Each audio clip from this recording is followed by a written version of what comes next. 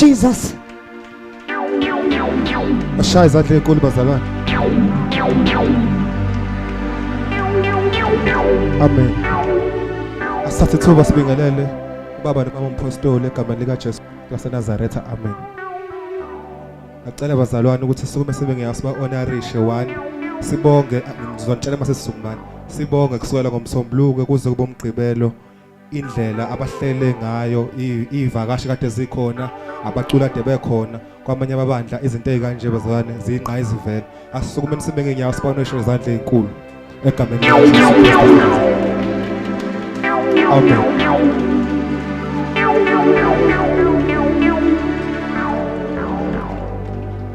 Bese sishayile izandla abafundi sethe begcotshwa sibabingelele egameni lika Jesu Kristu waseNazaretha. Sihlala phansi bazalwane. Igama nguMpilo Ngema ngisindisiwe ngithanda uJesu kakhulu. Amen.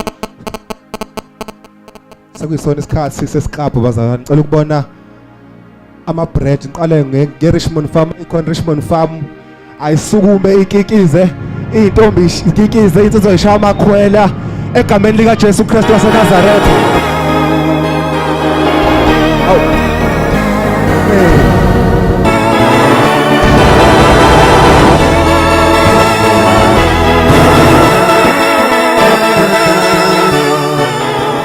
Sacela umashu usukumume ngenyama usifuna isikaphu usukumume ngenyawo ushaya izandla ukikize egameni lika Jesu waseNazaretha. Amen.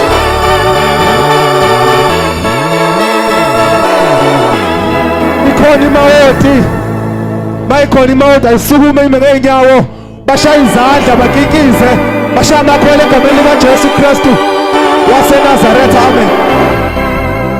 Ngaphandle kokuchitha isikhathi bazalwane sophuthuma emnikelweni ngicela bazalwane ukubonga uNkulunkulu. Ukubonga uNkulunkulu bazalwane. Ngisengavela ku TV.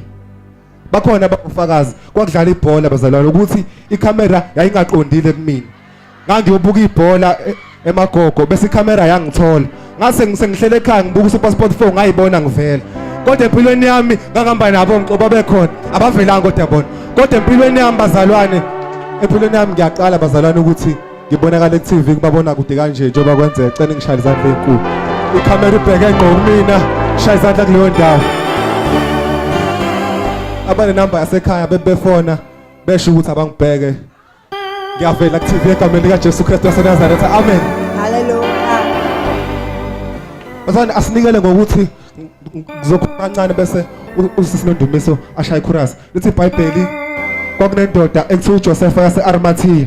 Yazi bazalwane kuthiwa yayicebe kakhulu yayinemali yayihlonishwa ngokuba nemali. Kuthiwa le ndoda yayumfundi kaJesu kodwa yayikufihla lokho. Likhona bazalwane yayimfundi kaJesu kodwa yayikufihla lokho. Lithi iBhayibheli lesingisi he was a secret follower of Jesus. Neza bazalwane wayemfundi kaJesu kodwa wengekho kule 12 le we abanye walabantu ababehamba noNicodemus. Neza bazalwane so le ndoda lena njengoba sizokhuluma ngomnikelo le ndoda lithi iBhayibheli sekuhlule ngeke ngisalivula ivesi kuthiwa sekuhluyile eseshaya uJesu wabethelwa waleke esiphambanweni washaya wasesikhombisa washona wafa. Lithi iBhayibheli kweza ngesibindi uJoseph wase-Arimathea kuPilato wafika wacela isidumbu sika Jesu. Neza bazalwane so muqhubeka ufunda lithi iBhayibheli wasithatha isidumbu sika Jesu wasigoqa ngelineni.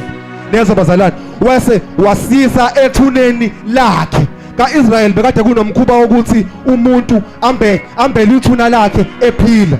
Ngithi ngiphila nguMpilo Ngema kodwa ekhaya egcekeni kube nethuna elibhalwe igama lami. Neza bazalwane umuntu nomuntu bekade kumkhuba kaIsrael ukuthi mangabe uphila nje ithuna lakho lingambiwa ngoba usushonile. Kube khona ngishisha libhaliwe ngaphandle ukuthi uMpilo Ngema wazalwa nini bese kushoda ukuthi washona nini. Nayo le ndoda yayikade inaleyo nkinga leyo.